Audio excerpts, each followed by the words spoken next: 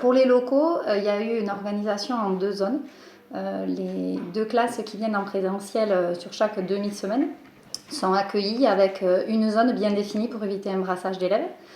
On a aussi mis en place un nettoyage avec la mairie, avec la municipalité a organisé un nettoyage plus important que d'habitude qui sont liés au protocole sanitaire. On a du gel hydroalcoolique, on respecte le lavage des mains qui est indiqué lui aussi par le protocole.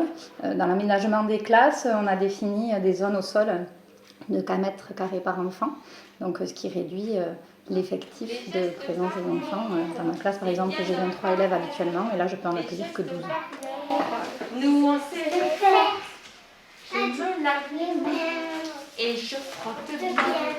Il faut que ça mousse. Des pommes jusqu'au pouce. Les gestes barrières. C'est bien. À vous. Nous, on sait les faire. Premier.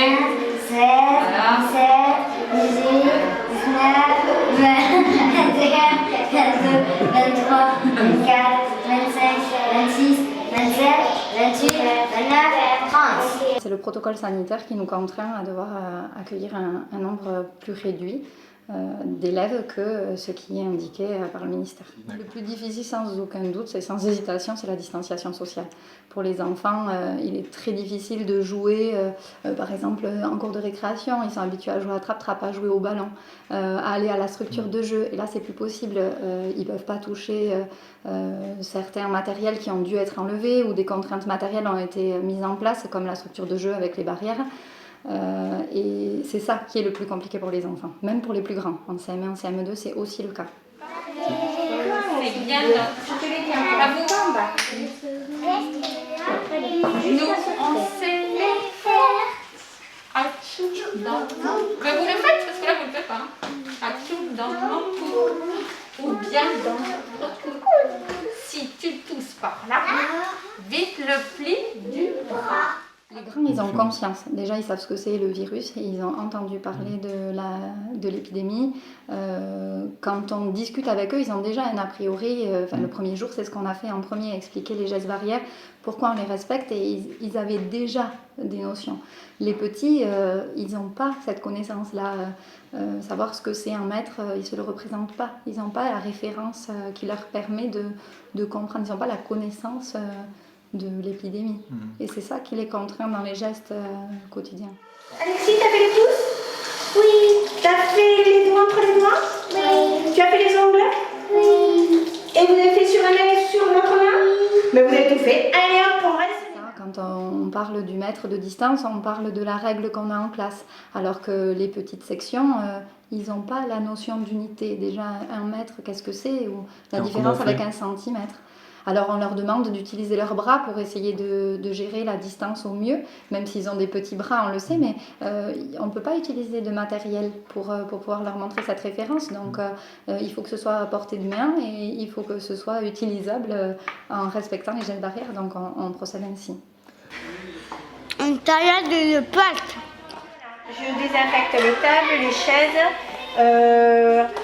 Je désinfecte les bancs de façon, voilà, quand ils vont revenir, ils peuvent prendre la même place, mais par contre, ils resteront sur la même place. Voilà. Je désinfecte, ils ont utilisé des ciseaux qu'ils ne vont plus utiliser, donc je désinfecte les ciseaux. Je désinfecte les crayons qu'ils ne vont plus utiliser.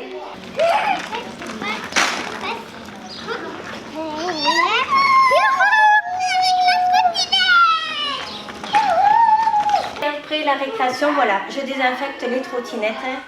C'est indéniable de dire que l'enseignement pendant la crise n'est pas un enseignement qui, pour moi, est satisfaisant. On est dans une relation frontale avec les élèves qu'on n'a pas habituellement, mais il y a effectivement des points positifs. Avoir un effectif de classe qui est réduit de moitié, ça permet d'être à l'écoute des enfants, de les aider dans leurs difficultés, même si toutefois, là encore, on ne peut pas faire des groupes de remédiation avec les enfants autour d'une table comme on le fait d'habitude pour les aider en petits groupes dans leurs difficultés et là où ils peuvent échanger. Là, ça se fait en groupe classe avec une distance à respecter, mais l'effectif est moins important et il est vrai qu'ils ont une prise de parole plus conséquente.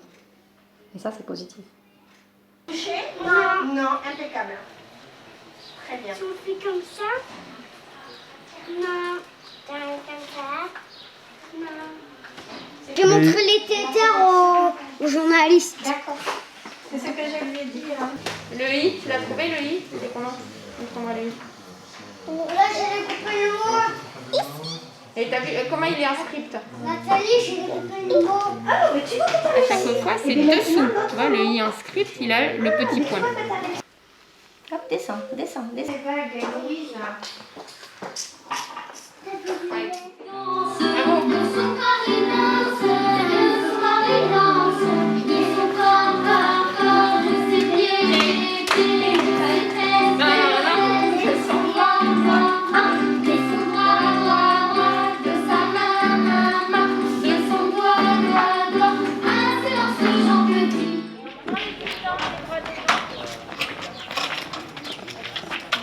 Allez, ben au revoir Antoine, parce que il y a pas de